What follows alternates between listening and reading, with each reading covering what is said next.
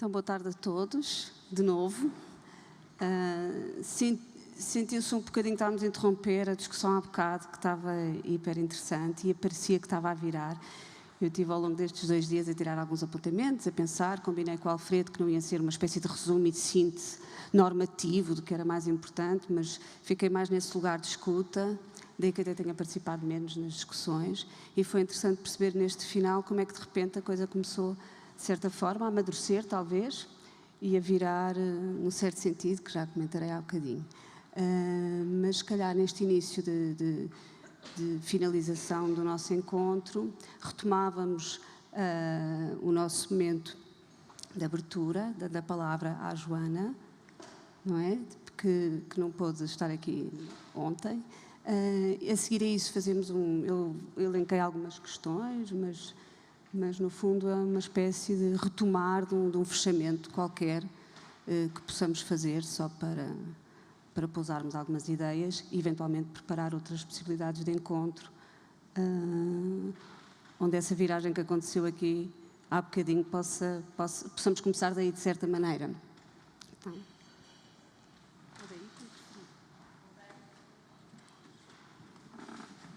obrigada.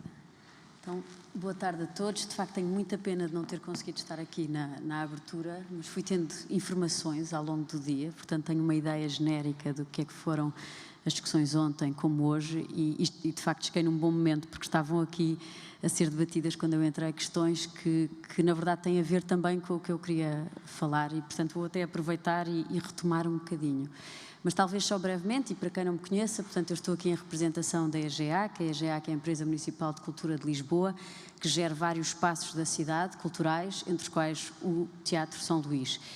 E, portanto, nós trabalhamos a questão dos públicos, a questão da acessibilidade, quer de uma forma transversal, ou tentamos cada vez mais, mas também de forma específica, porque a EGEAC gera espaços muito diferentes entre si, com os quais é possível e cada vez mais, felizmente, fazer vários tipos de parcerias, e a Grada Quilomba de que falávamos foi um bom exemplo disso, porque ela começa, na verdade, com um convite das galerias municipais, que depois é alargado ao MAT, que depois passa ao Teatro Maria Matos, como já antes, com o Retornar Traços de Memória, juntámos teatro, galerias, e isso não é um pormenor, eu diria, nesta discussão, não sei se isso foi muito falado ou não, mas uma das coisas que eu identifico na posição em que eu estou, que é um bocadinho talvez mais global de quem está numa galeria ou num teatro, é a falta de cruzamento de públicos. Eu vou a um sítio e encontro as pessoas da dança, e vou a outro sítio e encontro as pessoas da literatura, e vou a outro sítio e encontro as pessoas do cinema.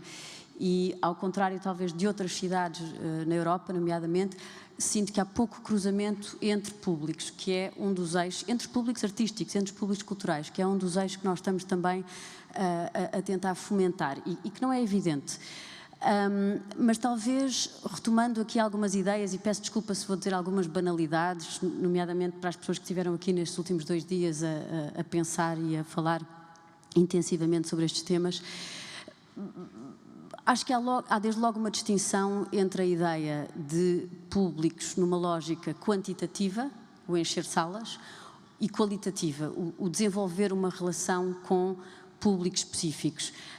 O facto de uma peça de teatro, um concerto, uma poder não abranger muitas pessoas, mas ter mudar a vida dessa pessoa, ou criar uma emoção nessa pessoa. Acho que é muito mais por aí que nos interessa trabalhar. Temos a vantagem, eu provavelmente não deveria dizê-lo, e espero que não haja aqui jornalistas, temos a vantagem de alguma forma neste momento viver uma situação económica que o permite e, portanto, cada vez temos menos desculpas para pensar apenas em termos quantitativos. Depois, esta ideia da acessibilidade de, felizmente, já estarmos num nível em que ela não é apenas vista e pensada da sua forma habitual, ou seja, ligada a situações específicas de motricidade física ou outras.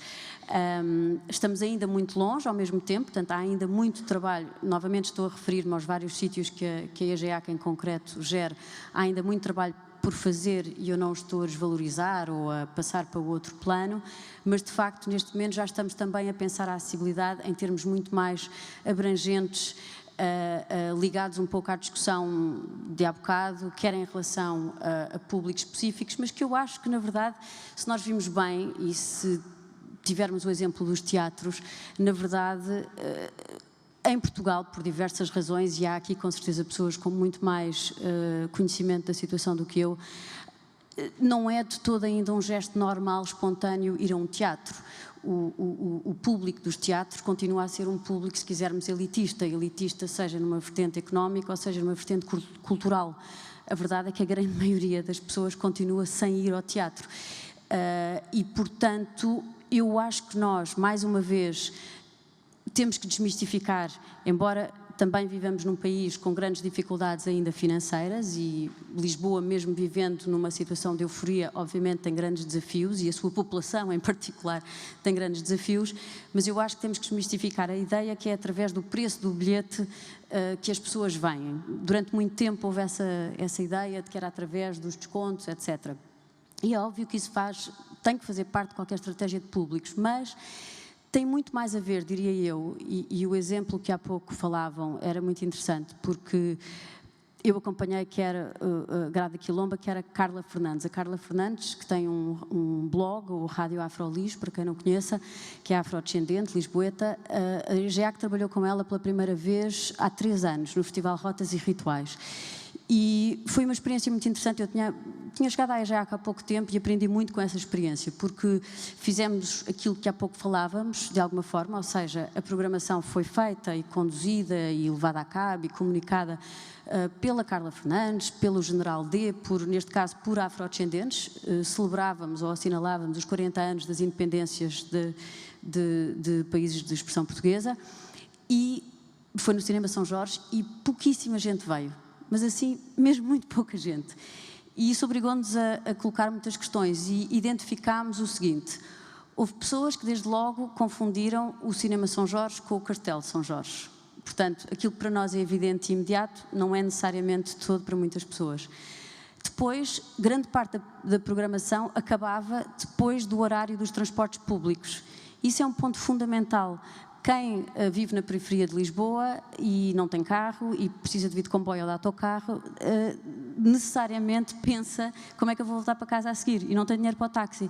Portanto, eu acho que quando nós pensamos esta questão da diversidade e de trazer públicos, etc., temos que pensar sim na programação, quem é que programa, sim na questão dos ingressos e da bilheteira e se os preços são acessíveis ou não, mas temos que pensar de uma forma muito mais global e temos estado a tentar fazê-lo, ainda temos um longo caminho pela frente, temos estado a trabalhar com juntas de freguesia, temos estado a olhar para questões como os horários, temos estado a falar com entidades como a Carris, para perceber, na verdade, fluxos de público, horários, transportes, questões que se calhar não estão, não é aquilo que nos ocorre no imediato quando estamos a programar um teatro ou quando estamos a programar uma galeria, mas que de facto, se queremos realmente fazer um trabalho de públicos, eu creio que é muito por aí também que cada vez mais é preciso trabalhar. E não sei se tenho muito mais para dizer. Enfim, eu não vinha aqui fazer propaganda da EGEAC, podia-vos dizer que estamos também a trabalhar, eu sei que esteve cá a Maria da Cis, que está a trabalhar uma área muito importante connosco, que é o programa de escola. Eu suponho que ela falou disso, e de um programa, portanto, que envolve escolas de Lisboa de vários graus com artistas. Portanto, esse é um projeto transversal. Ao mesmo tempo, no espaço público, nós chamamos de espaço público as atividades de rua, temos estado a fazer um esforço para, lá está, criar uma inversão dos fluxos. Portanto, uma das iniciativas na qual nós temos investido mais não é no centro, dito centro da cidade, é no Vale do Silêncio dos Olivais. Portanto, estamos a tentar desenvolver novas centralidades e criar fluxos ao contrário. As pessoas, em vez de irem da chamada periferia para o centro, fazerem um movimento ao contrário. E devo dizer que temos tido excelentes resultados com isso. Eu não queria entrar na tal lógica quantitativa que disse há bocado, mas a verdade é que nesse aspecto é de facto uma programação de grande escala, e é muito interessante ver. Nós estávamos à espera talvez de 5 mil pessoas no primeiro ano que fizemos, apareceram 17 e este ano 22 mil. E continuo a encontrar frequentemente pessoas que, tal como eu há uns anos, continuam sem saber onde é que é o Vale do Silêncio, nos Olivais. Portanto, é também uma forma de promover a descoberta da cidade, assim como em São Domingos de Benfica e muitos outros sítios da cidade. Felizmente está a haver uma recuperação de vários locais que permitem aliar a isso a programação cultural. E felizmente temos também sentido então essa predisposição das pessoas. Portanto, se na própria EGEAC havia reservas que houve no início de ir para certas zonas, porque saem um bocadinho da zona de conforto, até para quem está a trabalhar, é óbvio que é muito mais seguro ir para o Terreiro do Paço. Neste momento, no Terreiro do Paço, mais ou menos qualquer coisa que lá se ponha, tem sempre pessoas, quanto mais não seja turistas. Mas a verdade é que este tipo de experiências que se tem feito, assim como pegar num festival como o Lisboa Soa, que é um festival de arte sonora, que outrora, ou que normalmente é uma coisa de nicho, eu nem vos consigo explicar muito bem o que é. E que estava reduzida a poucas pessoas que se interessam e que conhecem e que sabem desde logo o que é. O facto de isso estar integrado numa programação de grande escala, como as festas de Lisboa ou como um festival que fazemos em setembro, Lisboa na Rua, faz com que muitas mais pessoas apareçam e participem nesse tipo de programação que normalmente é vista como sendo de nicho, e foi muito engraçado ver o quão gratificante isso foi para as pessoas que o organizam e que eles próprios brincavam e diziam: estamos habituados a ser as mesmas 10 pessoas e de repente temos aqui velhinhos e crianças e pessoas que nos fazem questões mirabolantes que nós nem nunca não estamos habituados a receber. Portanto, enfim, aquilo que eu posso dizer da experiência que tenho tido e que tenho tido o privilégio de ter é que não há soluções mágicas, raramente há soluções chapa-três, mas é muito interessante quando as entidades colaboram, sejam as entidades culturais, sejam estas outras entidades que à partida se calhar nós achamos que não fazem parte do nosso universo, mas acabam por fazer, seja a Carris, seja os espaços públicos da Câmara, seja a Junta de Freguesia dos mais variados sítios, porque muitas vezes essas entidades sim estão em contacto direto com muitas destas pessoas às quais, por mais que nós tentemos, não conseguimos chegar. E tem outra coisa muito importante, tem uma relação de confiança com elas, e isso é algo que nós também temos que criar, mas que não é uma coisa evidente, demora muito tempo. Portanto, qualquer estratégia de públicos tem que estar preparada para ser longa e para não ter necessariamente resultados imediatos. Estou a olhar para a Maria Blarru e estou a pensar que nós, o ano passado, por sugestão nossa, no DOC, se não me engano, fizemos pela primeira vez sessões descontraídas e não veio ninguém. Mas se calhar este ano já vieram mais e se calhar para o ano venham mais. Portanto, isto é sem dúvida uma aposta a longo prazo. Acho que a audiodescrição este ano. 6. Lá está, o que eu tenho aprendido falando com as pessoas que trabalham nessas áreas, ou que são elas próprias que têm esse tipo de situações, é que de facto a comunicação, as pessoas saberem que isso existe é fundamental, porque senão elas não saem de casa, e eu compreendo. Todos nós fazemos uma gestão à nossa escala em relação a qualquer tipo de limitação que tenhamos, portanto todos nós vamos ver se podemos, se conseguimos, se chegamos. E isso é fundamental. Agora, pensando em termos mais, lá está, voltando à acessibilidade mais clássica, é muito importante que as pessoas saibam que vão conseguir desde logo chegar ao sítio. Assim como num espaço destes, é importante que elas saibam que chegando a um sítio destes vão ser bem acolhidas.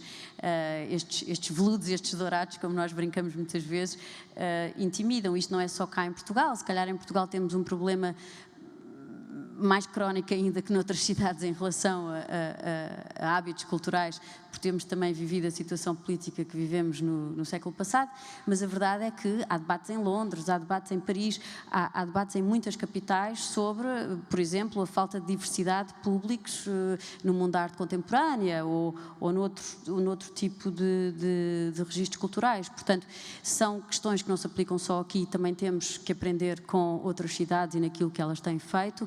Ao mesmo tempo, teremos as nossas especificidades, assim como cada espaço cultural, cada companhia, cada entidade tem a sua, e portanto é muito importante, e talvez aqui concluindo, acredito profundamente neste tipo de debates. Acho que é daqui que se geram questões e muitas vezes soluções, ou início de reflexões e de soluções.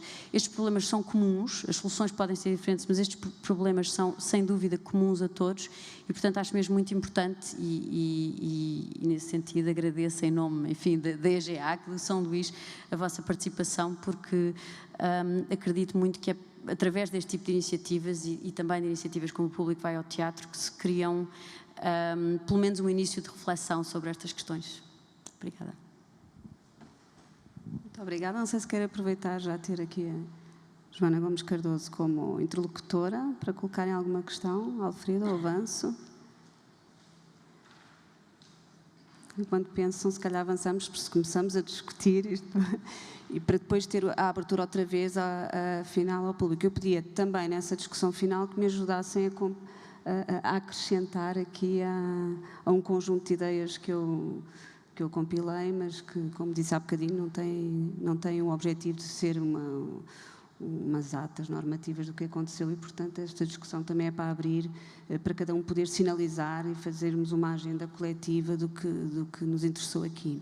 Então, começaríamos com algo que a própria Joana referiu, que é, antes disso ainda, parece que logo no início dos encontros ficou bastante claro que a metáfora do envolvimento era muito mais interessante do que a do desenvolvimento, portanto, aqueles parentes que estão no título do encontro é mesmo para desaparecer e depois ficar com essa discussão altamente complexa do que é esse envolvimento e de como é que se gera o poder da relação nesse envolvimento. Algo que, como eu estava a dizer, que veio logo no início da intervenção da própria Joana, que é a metáfora do crescimento e do progresso e dos números estatísticos como cada vez mais desinteressantes, mas mais importante do que isso, como uma espécie de narrativa naturalizada nos nossos discursos, de uma metáfora que é emprestada de uma certa ideia de economia meio predadora, não é? E, portanto, muitas vezes nós usamos esse discurso não porque não estejamos a atualizar ou a pensar bem, mas porque os naturalizamos. E essa ideia de narrativas naturalizadas percorreu muito da nossa discussão até chegar a um ponto bastante interessante de viragem nesta discussão final. Também se falou bastante, em vez de aumentar, crescer, dar primazia às estatísticas, embora durante a parte da manhã de hoje o Rui de Catarino nos trouxe um insight interessante sobre essas estatísticas e as relativizou, tivemos um bocado à volta delas, mas em vez de olhar para elas com essa ideia do aumento e do crescimento na oposição, e essa palavra surgiu muitas vezes, que é da desaceleração, e o que é que isso poderá querer dizer, e do silêncio, que também apareceu aqui hoje como um espaço importante associado à contemplação de fruição da arte. E aqui surge um convite que eu achei bastante interessante da Aldara Bizarro, que ela diz que, assumindo uma certa vertente budista, que para mim ficou como uma espécie de mantra já agora, destes encontros, que é termos a coragem, estou eu a acrescentar esta palavra, de esvaziar o cheio e encher o vazio. E então eu penso que na discussão que estávamos a ter há bocadinho, o esvaziar o cheio é, de certa maneira, alguns de nós que temos posições privilegiadas e de poder na tomada de decisão e o poder de definir os discursos e as práticas, até que ponto é que vamos contribuir para esvaziar esse espaço saturado e, portanto, até que ponto é que vamos prescindir do nosso lugar para deixar que ele seja ocupado por outro, e quando for ocupado pelo tal outro que nós andamos a convidar para vir para o palco, como é que... Ai não, eu inventei completamente.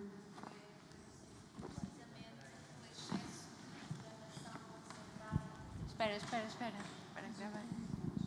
Não tinha que ver com a participação do público no sentido geral, como estamos aqui a falar, mas tinha que ver com o não estarmos desatentos ao facto de haver um excesso de programação destinada a um determinado tipo de públicos e concentrada em determinadas zonas, por exemplo, da cidade, ou, por exemplo, em Lisboa e no Porto, por contraponto a outras zonas do país, mas termos a coragem e a determinação de pensar se podemos esvaziar alguns desses cheios e ocupar qualitativamente e quantitativamente esses vazios. Zonas da cidade, zonas do país e horários, tipos de programação e tipos de protagonistas. Era muito concreto. Sim. Sim, Elizabeth, obrigada pela ajuda à clarificação, porque eu aqui acelerei um bocadinho, de facto, e já ia explicar. Quando a Aldara falou nisso, surgiu aqui também de uma forma, pareceu-me bastante bastante persistente essa diferença de perspectivas de quem está a programar em Lisboa e Porto e de quem está a programar fora desses centros de Lisboa e Porto. E, portanto, esses espaços de saturação, obviamente, são espaços de saturação de programação, de oferta, etc. Mas o que me pareceu hoje, no final desta discussão, é que pode haver espaços de saturação da própria representação de vozes e discursos. E, portanto, eu acelerei um bocadinho para aí porque me pareceu emergir uma ideia ainda muito mais potente e muito mais forte do que apenas uma boa gestão de públicos, de recursos, sejam eles humanos, financeiros, mas também de acessibilidades físicas, intelectuais, como é que isso falou. Portanto, o que é que identificar a própria saturação é um desafio complexíssimo e político, pronto, que é outra ideia que já lá chegarei, que também surgiu ontem de forma muito clara, não é? Do quanto definir a prática cultural é também uma ação política. Então, ok. Depois, também ontem, me pareceu bastante interessante a ideia, que já referi há bocadinho, das narrativas que nos impõem, e vários dos projetos práticos, nomeadamente na oficina da tarde ontem, nos trouxeram a ideia de cultivar modos de escuta. Não foi exatamente esta a expressão que se usou, mas usou-se uma outra, que foi a capacidade de encontrar o projeto do outro. Por exemplo, com o testemunho do Luís Ferreira sobre o 23 milhas e como é que ele tentou ocupar aqueles 4 espaços enormes que nós aqui vimos vazios, que ele herdou enquanto programador, com o encontro com os territórios diversificados e espalhados do próprio Concelho de Ilhavo, ou ao contrário, com o exemplo do Walk and Talk, como é que em vez de ser esse o gesto, foi o gesto inverso de um festival que tenta que o outro faça do evento o seu próprio evento. E, portanto, hoje achei interessante nas oficinas essa maneira do encontro com o outro e com o projeto do outro como um espaço de escuta importante. Também se falou de uma forma acalorada, e não repegámos muito nisso, na reivindicação pública de pertença dos espaços culturais, quer seja por parte dos profissionais, quer seja por parte do público, e de uma certa, até foi a Elizabeth que falou nisso, de uma certa posição amorfa por parte dos próprios profissionais quando o espaço desaparece. E houve aqui também o testemunho em torno do Maria Matos, de como é que quem trabalhava no Maria Matos sentiu que essa apropriação estava conseguida no momento de crise e se tornou visível e pública. Ok.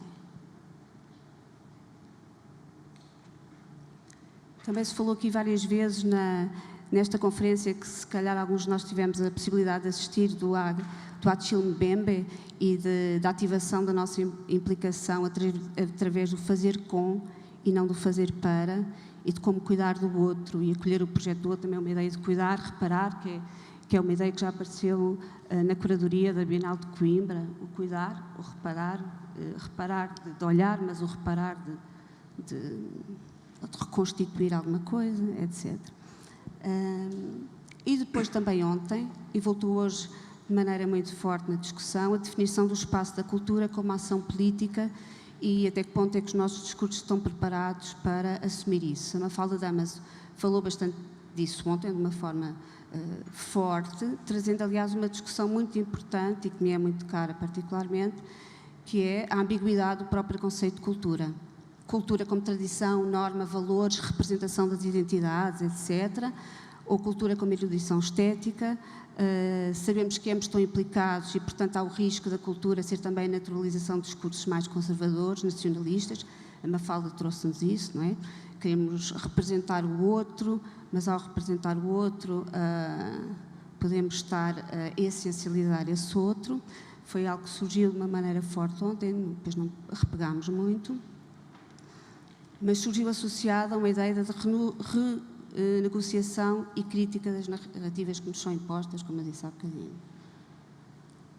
Depois o Samuel Guimarães, na oficina, chamou-nos também muito delicadamente a atenção para os perigos de uma arte que civiliza. Não sei quem é que esteve aqui nessa oficina. Alguém me dá um bocadinho de água? Mostrou-nos, desculpem, mostrou-nos algumas imagens. Ele foi muito delicado nisso. Obrigada.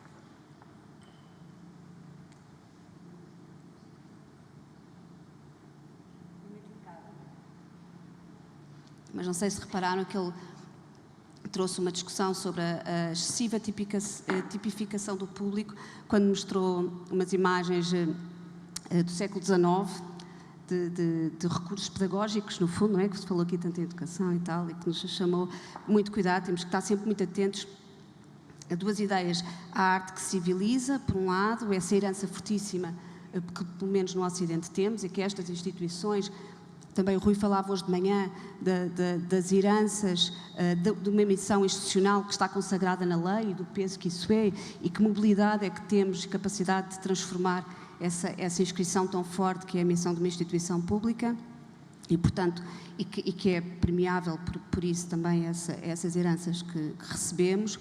Portanto, ele dizia, cuidado com essa ideia da arte que civiliza, da tipificação do público, e de identificar os públicos-alvos. Por isso ele nos trouxe aquela imagem dos pelos vermelhos e da nossa tentativa, que muitas vezes já não caímos, claro, no discurso do século XIX, mas podemos cair noutros discursos essencializadores. Depois, à noite, com o filme do Edgar Pera, discutimos o espanto do espectador, discutiu-se muitas coisas, mas também como é que esse espanto se pode transformar numa liberdade em potência e implicar um certo espaço de, por um lado, de indisciplina, por outro, de autonomia, quando ele fala também de que o espectador devia ser pago, e essa questão voltou hoje com o Alfredo, não é? O que é no fundo, é claro, um pensamento sobre uma autonomia hiperacrescida, e hoje surgiu aqui a discussão de tal ideia de um orçamento participativo a partir da programação que o Rui trouxe.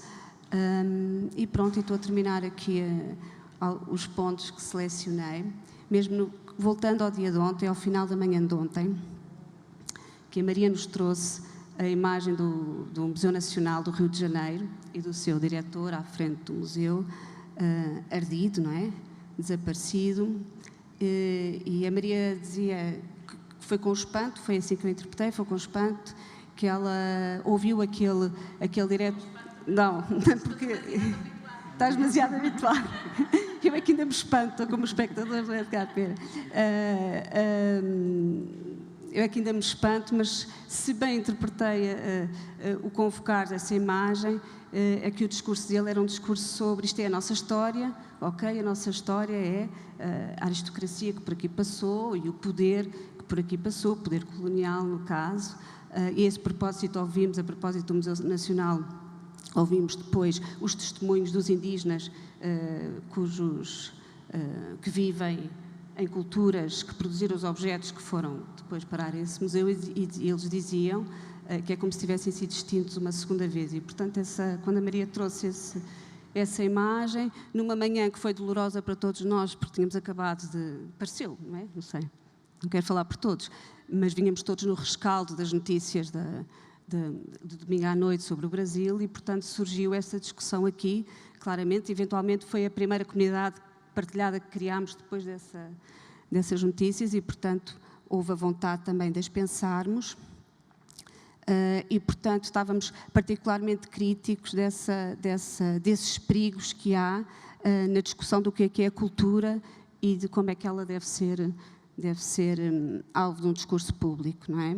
E, nesse sentido, a Isabel Branco, estou a dizer bem, Isabel Branco falou-nos da ideia de que, se calhar, estou aqui a fazer a minha interpretação, temos que reaprender a saltar da janela, e contou-nos como, durante o Estado Novo, quando iam apresentar peças de teatro em determinadas comunidades, se a PIDE vinha, era o próprio espectador, os espectadores que lhes indicavam a janela para eles fugirem e saltarem. Portanto, no final dessa manhã ficou-se um bocadinho a ideia, temos que aprender, eventualmente, a preparar-nos para saltar janelas, trabalharmos, mesmo trabalhando em Portugal daqui a alguns anos. E que barreiras, estava muito forte essa ideia ontem, que barreiras é que podem surgir, entretanto, àquilo que é a prática artística e à prática cultural, e isso voltou também hoje à tarde na oficina, e na ideia de que o perfil futuro, quando se discutiu não só as instituições do futuro, mas as categorias que estão na sua base, e surgiu a ideia de que o perfil do futuro do artista talvez seja um perfil de resistência, e, portanto, também fica aqui a questão de qual o lugar que reservamos para o público nessa luta. E voltamos à tal pergunta que a Aldara colocou na primeira manhã e que não teve resposta, e que se calhar não é agora, depois preparamos uma nova resposta, que é qual é o lugar do público no futuro, se na plateia ou no palco.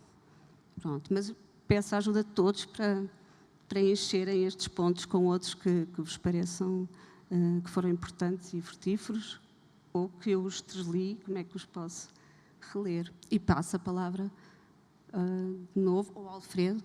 Queres dizer alguma coisa? Eu acho que está toda a gente cansada. Sim. Uma coisa que, de facto, este aspecto que foi passando os 2 dias, né? este reclamar quase do lugar político, né? da prática cultural, da prática artística, acho que foi um espaço importante, né, de convocar para aqui, às vezes se calhar muito, né, inspirado de facto pelo que tinha acontecido e veio com força e com emoção, mas de facto não há como passar ao lado de que quando se fala destas questões se está a falar de política, né? Por isso, quando se fala de facto como hoje, qual é a relação que as instituições, que os artistas estabelecem com o público, qual é o lugar que o público ocupa dentro das instituições, na relação com as práticas artísticas, é política que se está a falar. Portanto, acho que é assim o aspecto mais forte que eu levo daqui.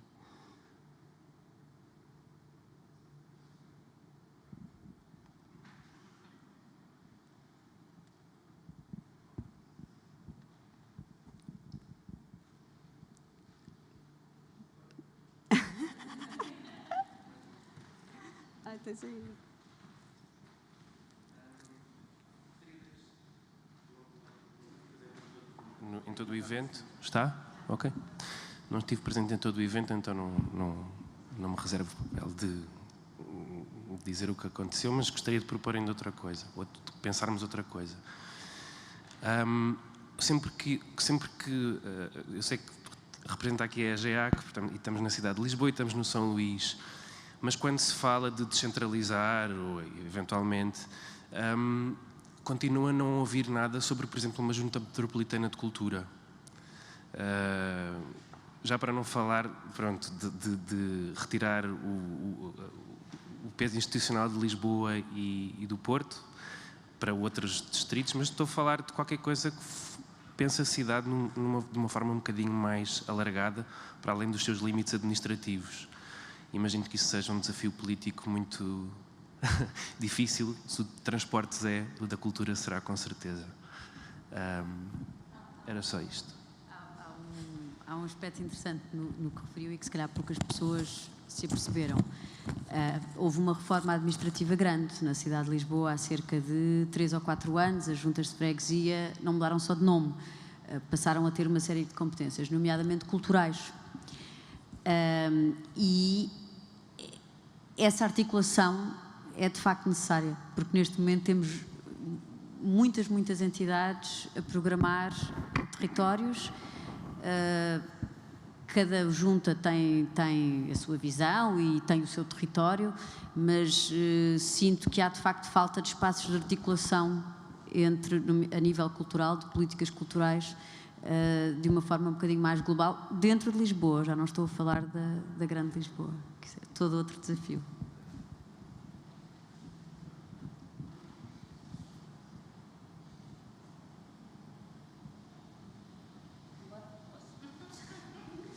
Ficar inspirado. Não, ao mesmo tempo, isso não nos deve servir, ou não deve servir desculpa para não trabalharmos, por exemplo, um público da margem sul. Ou seja, o facto de poder não haver uma ligação por aí além em termos de entidades, e às vezes há, às vezes não há, enfim, mas isso não impede que se olhe para questões, lá está, como os horários dos barcos e outro tipo de questões, e de fazer, e de dar a conhecer e de comunicar. Estou a dar este exemplo, mas podia estar a falar do Cacém, podia estar a falar de outra zona. Portanto, como diz um amigo meu, o centro de Lisboa é se calhar o Rio Tejo. E portanto, nada, independentemente de existirem, e existem essas, e às vezes são entraves reais, essas diferenças burocráticas, digamos, essas fronteiras burocráticas, isso também não nos deve impedir de trabalhar de uma outra forma.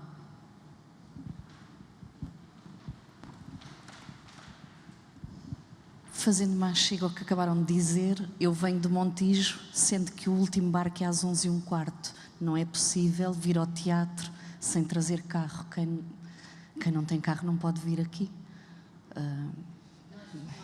Muito recentemente, no São Luís, por exemplo, estávamos a discutir justamente a questão dos horários e até que ponto é que faria sentido ter os espetáculos às 7 da tarde, sendo que em Portugal isso levanta outras questões, porque muitas pessoas não estão despachadas dos seus trabalhos às 7 da tarde, ou às 8, mas, portanto, é uma reflexão que é necessária e que estamos a fazer, porque reconhecemos isso, justamente, e se queremos ter um público que não é só o público desta zona ou que não é só um público que pode vir de táxi ou de carro, então temos necessariamente que olhar para questões como essas.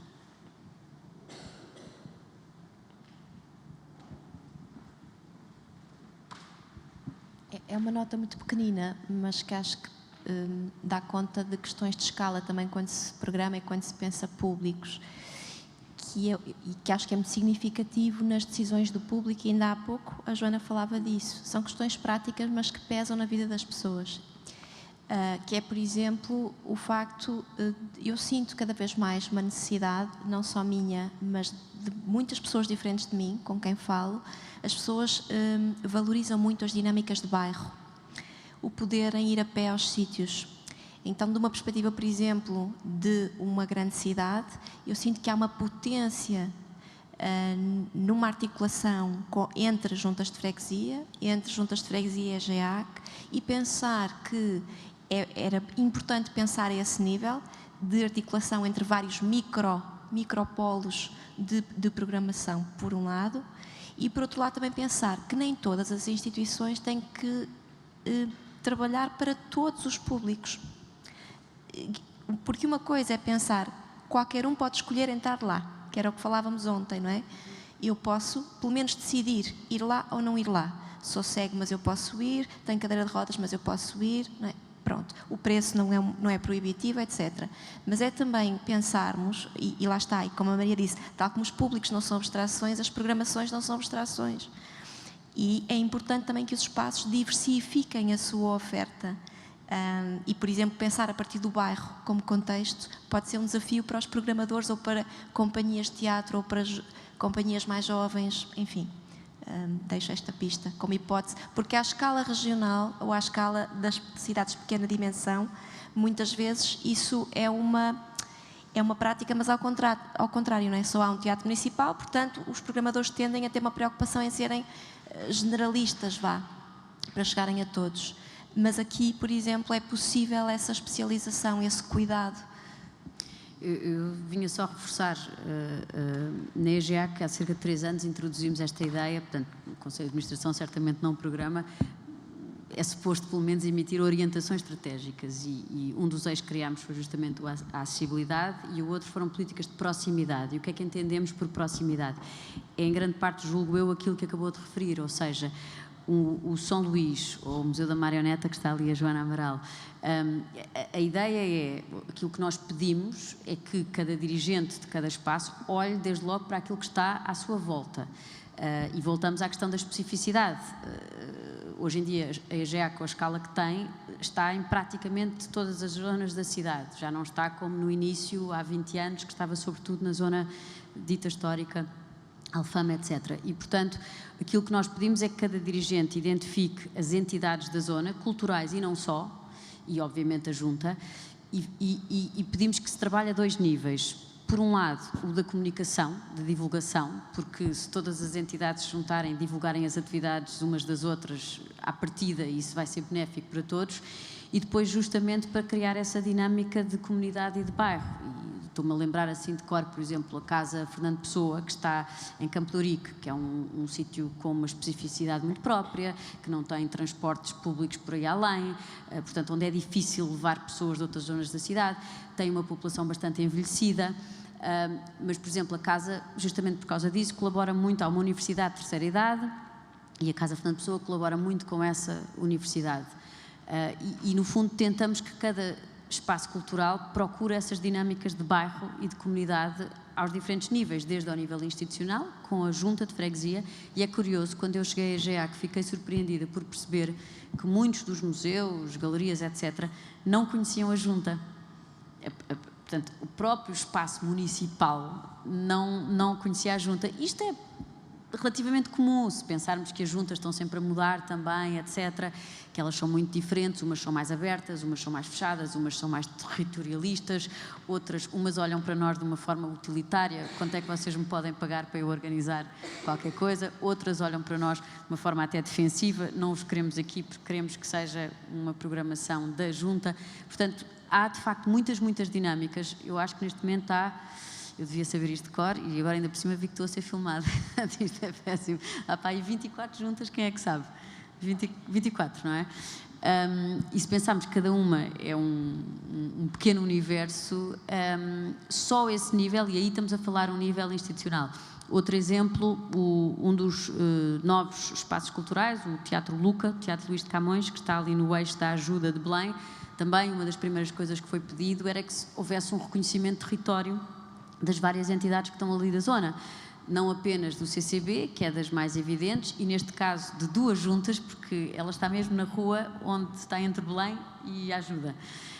E ambas juntas reivindicam um bocadinho o teatro. Mas depois há entidades como a Mise en Music e muitas outras que estão ali naquela zona e, portanto, tentar trabalhar com toda a Casa Pia, enfim, acho que esse mapeamento é essencial e não é uma coisa tão óbvia assim como pareça que se faça automaticamente.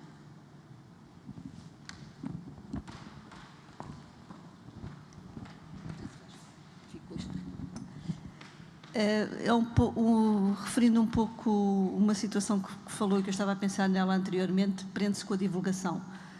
Eu moro, pronto, já saí, já voltei em Lisboa, na zona antigamente chamada de Intendente, agora é a Freguesia de Arroios. E assim, eu não sei rigorosamente nada do que acontece ali, a não ser quando já aconteceu ou está a acontecer porque ouço barulho em casa. E sei que está a haver qualquer coisa no largo, porque não há um cartaz, não há nada no comércio. Eu vou à zona lá de cima, portanto, ao Lidl, vamos lá, que é junto à junta, não há um cartaz a divulgar nada, não há informação, basicamente. E replica-se isso por outras situações que acontecem em Lisboa, de espetáculos que eu houve espetáculos este ano que me apercebi deles, porque tenho a página no Facebook, e vejo um direto. Olha, está a ver este espetáculo. Ok. Portanto, acho que há uma grande falha de comunicação. Eu sou programadora, portanto, eu tenho esse problema no município que é o de Oeiras. Nós temos graves problemas de comunicação. E aqui é a mesma coisa, sendo que ao haver tanta freguesia e tanta programação, eu recebo mais a programação, por exemplo, de Benfica, do que a da minha zona. Portanto, há aqui qualquer coisa...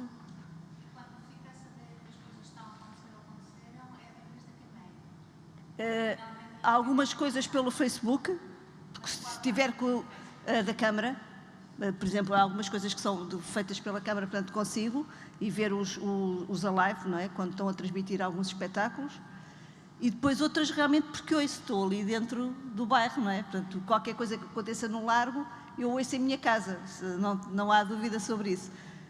Mas é redutor, não é? Porque devia ter sabido disso antes, podia ter lá ido. Até porque há imensa programação ali com as várias comunidades, e falámos aqui várias vezes da inclusão, e aquele bairro é o exemplo disso, não é? Portanto, a zona da moraria, toda aquela atividade que tem sido feita no Martim Moniz, tudo isso, mas não é divulgado. Nós apercebemos que está a acontecer naquela altura, sabemos que há não sei o que é chinês, porque esses pelo menos vão lá pôr os balõezinhos e nós sabemos 2 ou 3 dias antes vai acontecer qualquer coisa, mas nunca sabemos quando é. Porque não há um cartaz que diga se é sábado, se é domingo, se é de manhã, se é à tarde. Portanto, há uma grande falha de comunicação e se nós queremos ter público e queremos levar o público aos locais, a primeira coisa, além de ter programado, é essencialmente a divulgação. E acho que aí haveria um trabalho muito grande a ser feito para ser eficaz.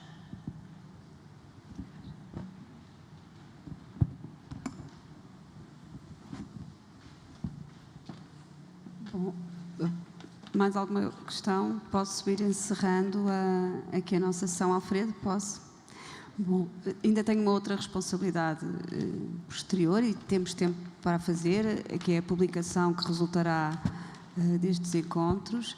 Ainda não está com um formato fechado e que eventualmente não será numa lógica de mimetizar as intervenções de cada um, por isso queria, dos intervenientes nos vários painéis que ainda aqui estão, queria já desafiar para pensarem nesse texto de uma forma que possa ir para além daquilo que foi a sua apresentação aqui, que o possam trabalhar de uma maneira mais, não diria mais aprofundada, porque a discussão foi muito aprofundada, mas de uma maneira mais livre do que apenas o formato que aqui apresentaram. Tenho que passar a palavra para encerrar mesmo. Ou alguém da organização. Sim, Alfredo, as últimas palavras. Obrigada a todos e façam-me chegar mais, agora já não estou com a cabeça para isso, estamos cansados, mas mais contributos para esta possibilidade de um levantamento das questões e das inquietações e das partilhas que aqui fizemos. Não vou acrescentar mais nada, é só agradecer a presença de todos nestes 2 dias. Foram 2 dias longos, não é? Com muitas horas de trabalho, de conversa, e acho que foram foi um importante espaço de encontro, não é? E acho que isso se sentiu, não é? Que há necessidade de criar estes espaços, não é? em que podemos encontrar-nos, pelo menos as pessoas que nós que andamos aqui a pensar sobre todas estas questões, sobre estes assuntos, e acho que isso foi muito claro na vontade de participar. Portanto, muito obrigado a todos que participaram, que foram acedendo aos nossos convites, foram vindo, e quem se inscreveu também veio. E até já.